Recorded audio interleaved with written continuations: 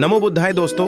आज हम गौतम बुद्ध के नियमों पर आधारित और उनके संदेश पर आधारित एक नई कहानी को देखेंगे। एक सुंदर गांव के एक गरीब परिवार के साथ, जिनका नाम रामू था। रामू की पत्नी का नाम सीता था और उनके 2 छोटे बच्चे थे, लक्ष्मण और श्रुति। रामू एक गरीब किसान था जो मेहनत करके अपने परिवार का पालन पोषण करता था।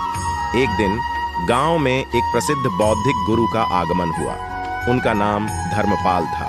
गांव वाले उन्हें बड़े सम्मान से स्वागत करते हुए उनके पास आए और उनसे उनके जीवन के मार्गदर्शन के लिए प्रार्थना की। धर्मपाल ने उन्हें सुना और उनके प्रार्थनाओं को सुनकर वे हंसते हुए उनसे बोले, दोस्तों, मैं तो बस एक साधारण इंसान हूँ। मेरे पास कोई विशेष ज्ञान नहीं है, फिर भी मैं आपके साथ अपने अनुभवों को साझा कर सकता हूँ जिनसे आप शायद कुछ सीख सकें। फिर धर्मपाल ने गांव वालों को गौतम बुद्ध के नियमों के बारे में बताया।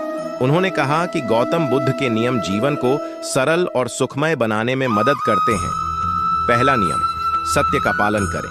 धर्मपाल ने कहा कि हमें हमेशा सत्य का साथ देना चाहिए। झूठ बोलने से नहीं, सच बोलने से जीवन में सुख और शांति मिलती है। दूसरा नियम, चोरी न करें।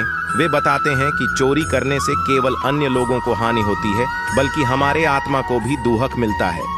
इसीलिए हमें चोरी नहीं करनी चाहिए और अपने जीवन को साफ रखना चाहिए।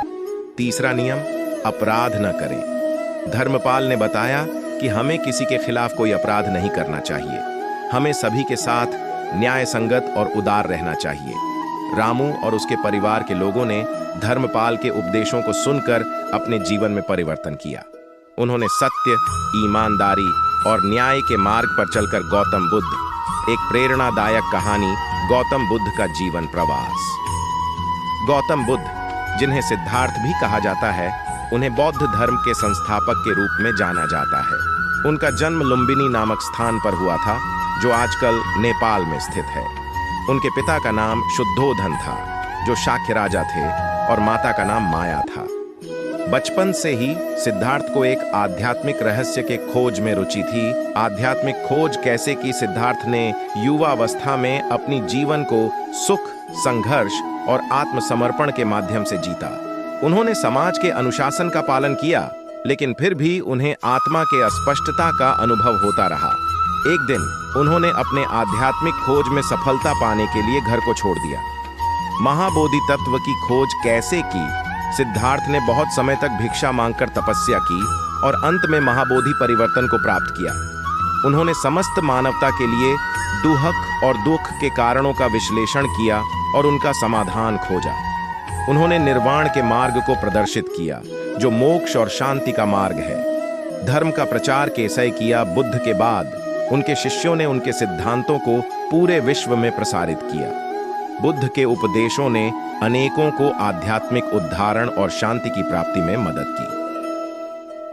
समापन, गौतम बुद्ध की कहानी न सिर्फ एक धार्मिक उद्दीपना है, बल्कि यह एक प्रेरणादायक कहानी भी है, जो हमें अपने जीवन में सत्य, संयम और सहानुभूति की ओर ले जाती है। उनका संदेश है कि सच्चे धर्म और ध्यान से ही हम सच्ची सुख और आत्म शांति प्राप्त कर सकते हैं। यह थी गौतम बुद्ध की प्रेरणादायक कहानी। आपको यह कहानी कैसी लगी?